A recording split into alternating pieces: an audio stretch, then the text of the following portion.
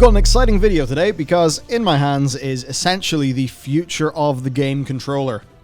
You might not really be able to tell. Does just kind of look like an Xbox controller, but it's what's inside that counts. And it essentially claims to completely solve the stick drift issue and also give us a whole bunch of other benefits. Absolutely. So, hand it over a second. These are called Hall sensing joysticks, right? So there's this thing called the Hall effect, where effectively speaking, it's about measuring the voltage going through something as magnets interact with the electrons inside and change the voltage. So one of the major problems with stick drift has been all of the stuff that moves around inside when you're touching the sticks. It's contact points, right? Measures it by touching. That wears down over time. Like anything does. Just a hinge, anything just wears down.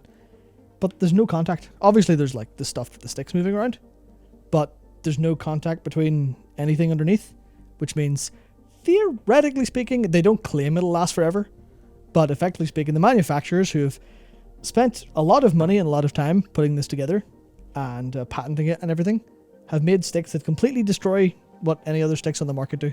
Yeah, and you've ran it through tests as well. Yep. Like actual quantifiable, like real tests, not just some subjective shit. Yeah, so subjectively, it's not the most amazing controller of all time. It's pretty good. The sticks are quite nice. But there's a GamepadTester.com has a thing called a circularity test, where, you spin the sticks around a circle and you get to see, what's the error and kind of how it's measuring up. And this has an average error of 0.6% rate whenever you're spinning the sticks. My DualSense, which is about a year old, so maybe a little bit of damage, is like 8.7 and 10%. My Xbox One controller, which to be fair is definitely in fairly bad shape after 3 years of use, 17.3% on the left stick, to the point it drifts like crazy, and that was like a controller that's not an awful lot cheaper than what this is. And then my PS4 controller is about the same as DualSense, and it's 3 years old. But that's like, those are the, especially a DualSense, that's the top of the line controller, that's 70 quid. That's that's basically the newest, best controller they've ever made. I have a not particularly well used Xbox Elite Series 2. Yeah. We should probably run that through the same test. I'm assuming that would be around the 8 to 9%, because other people have tested this as well, and they get the same result of, no, these sticks are literally just the most accurate there are. And that's almost to its own detriment at times, because I noticed trying to play a couple fighting games, getting diagonal inputs was a little bit difficult because it's almost too accurate. Yes, in a way. So that was like a little bit of a detriment to it, but this is an interesting controller from, I think, interesting people. And also it tells a story about what the industry is doing and also where kind of innovation really comes from. Yeah, so the way that this goes is that Jack He was pissed off at controller drift. So he's the business director of GuliKit. He said that when he was a student, he encountered stick drift using a PS1 controller, and even on his DualSense, he still has stick drift. It pisses him off. In response to this, GuliKit created a new type of electromagnetic joystick we've already talked about, and that's been a patented thing. And this is absolutely not the same thing, but if you think back to whenever even the original Razer Boomsang it still had a little rollerball in it. Like rollerball mice, they're less accurate because they're relying on all of these like moving parts. Pretty different whenever you're having some sort of, different kind of signal that's less prone to error, in this case with the Hall effect being sensed. So anyway, they say it took 2 years to get this working.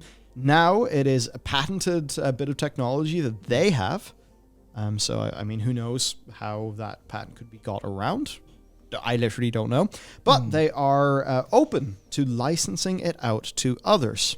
Because that's the funny thing. Right now, different parts of a controller, at least by the internals, this is like, for the sticks, you could say this is the best controller on Earth. There's probably one or two edge cases that are special or whatever, but like fundamentally, this is better than, for the sticks, Xbox and Sony. And basically anything else. And Switch and Steam Deck. Yeah, not literally every other controller, because they've put these in a couple of devices so far. Yeah.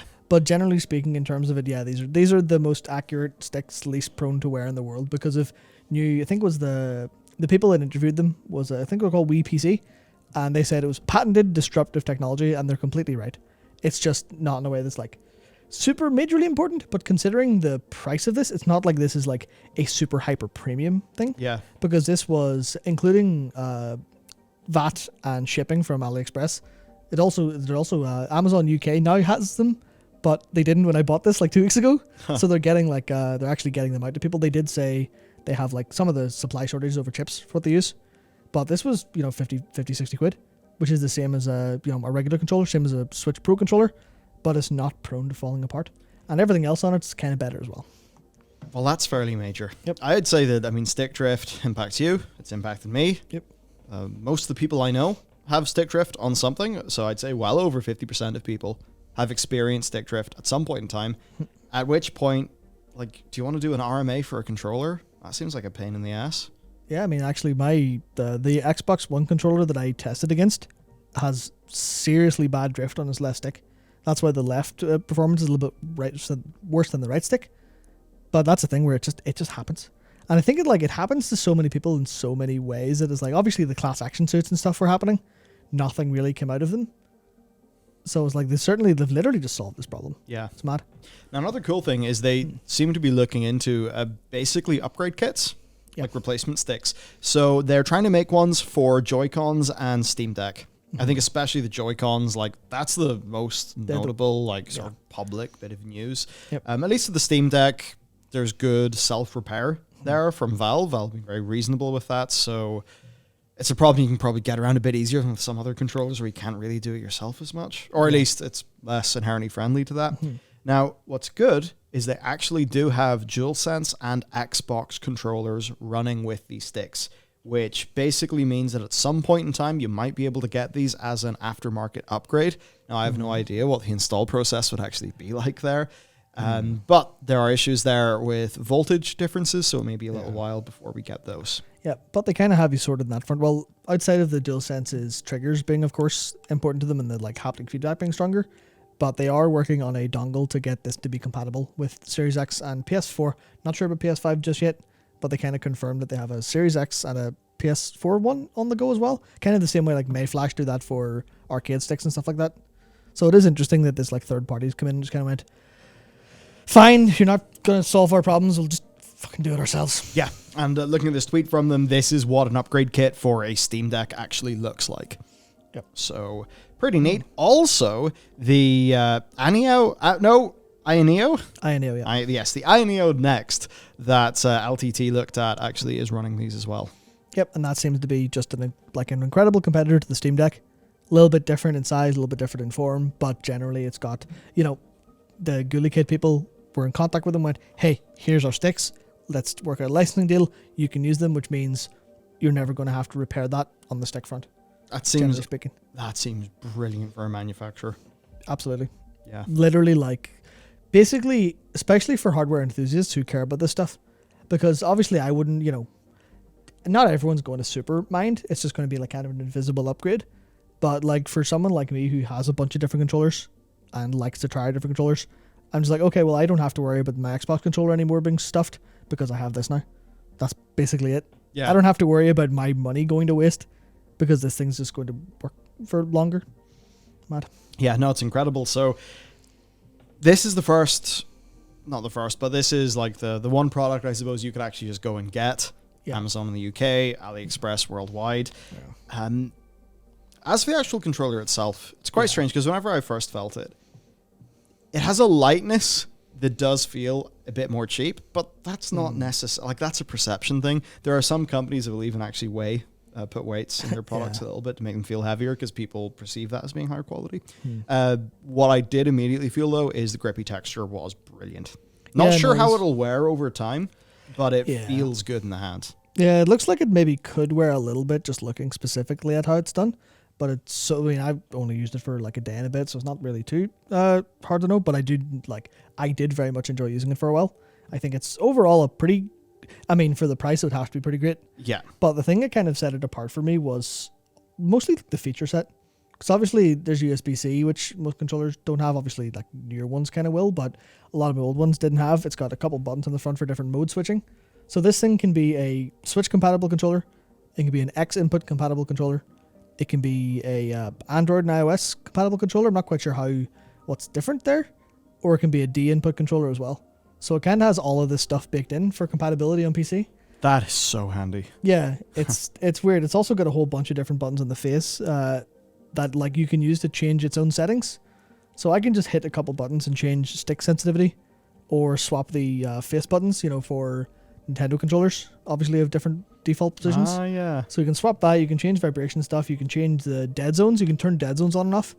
Because these are so sensitive, if you turn the dead zone off, it's literally like barely touching will register as an input.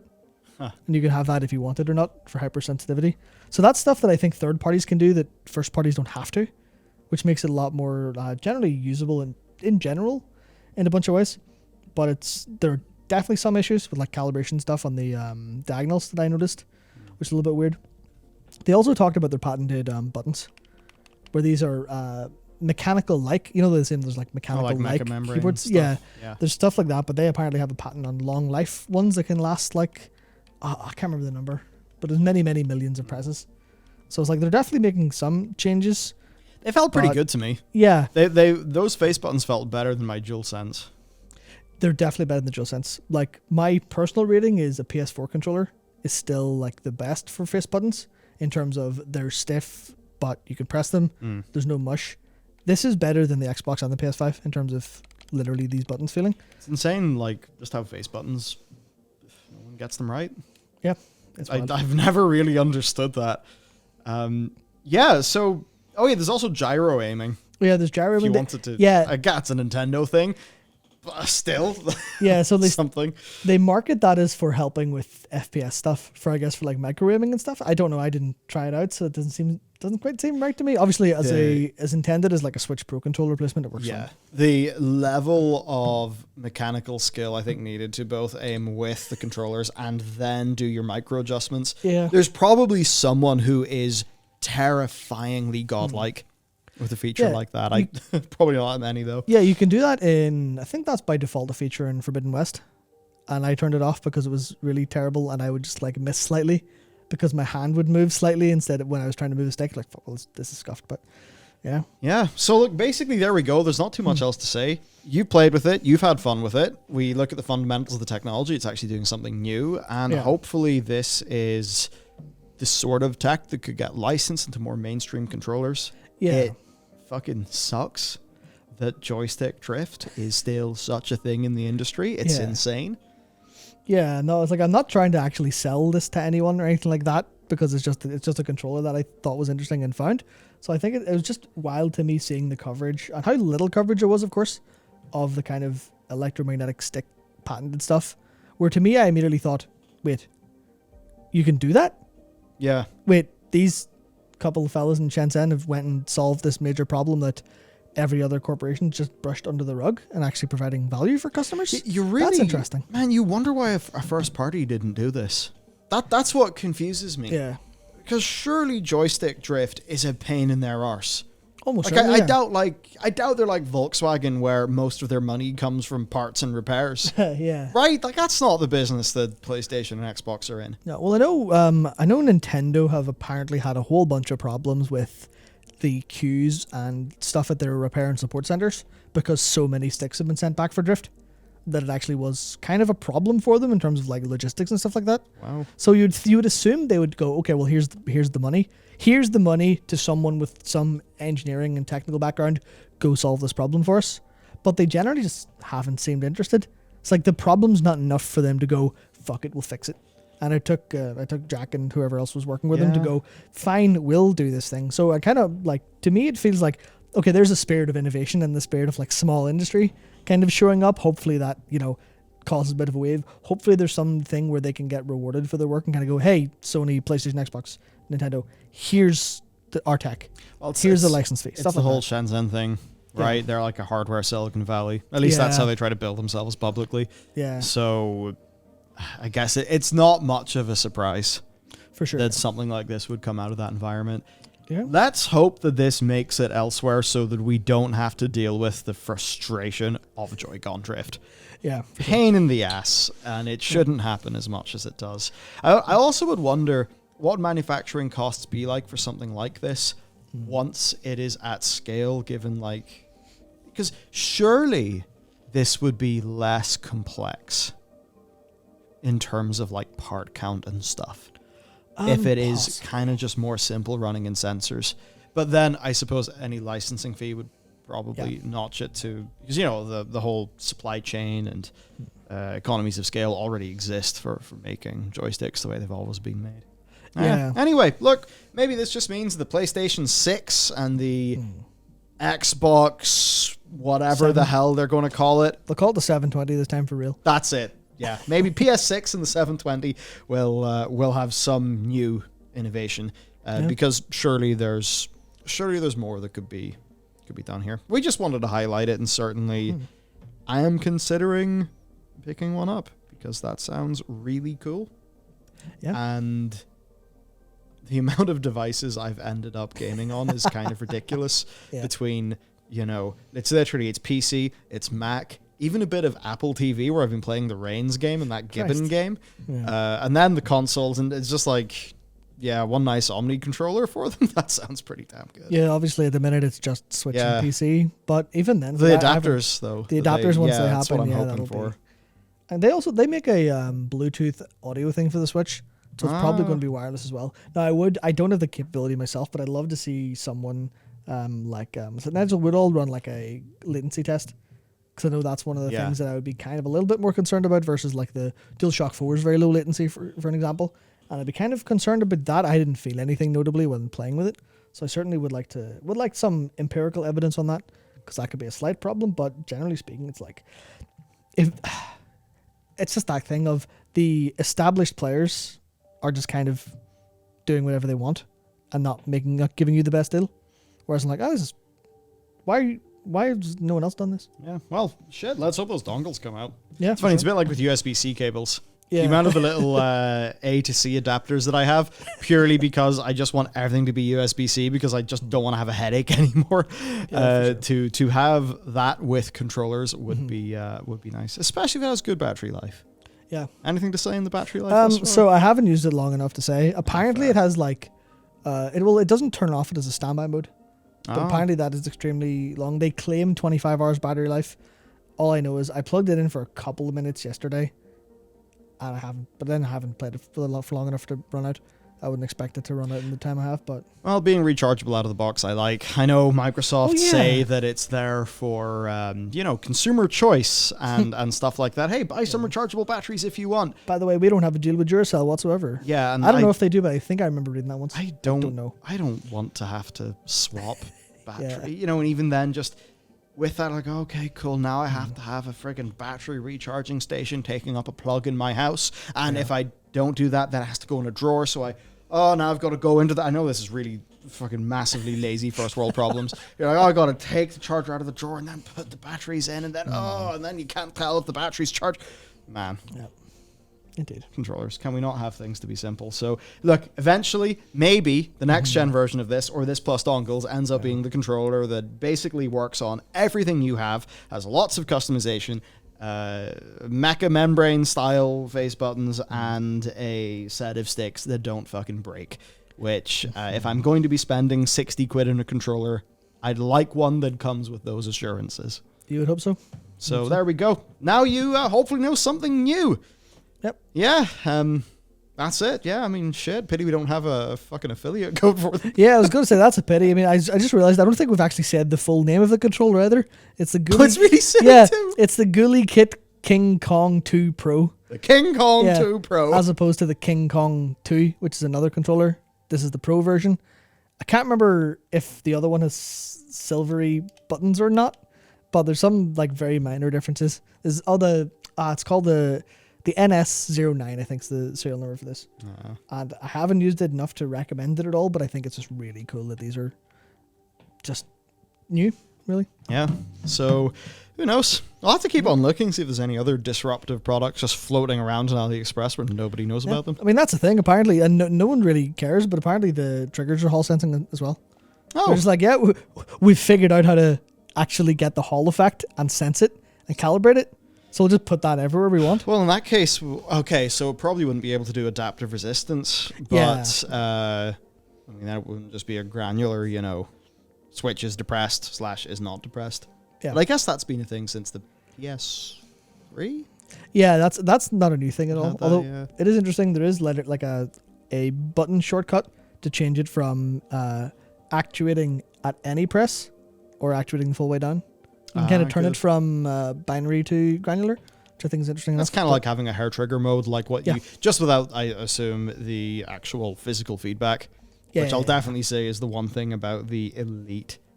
I think the Series 1 and 2 Elite, where just being able to like swap those onto hair trigger mode, oh shit, that controller feels so good. But it doesn't have Hall sensing stuff in it, does it? So and it's also twice the price, but yeah.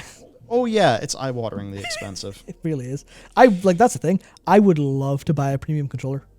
I would love nothing more than to buy a fully premium controller that I could use forever, whenever. And that's why I was like interested in the Elite. But then it's like, it's just a controller with like some nice additions. It's not like fundamentally hyper premium. Yeah. It's still going to fall apart in a couple of years like most controllers seem to do. Yeah, so I suppose we'll come back to you in a few years in this one then.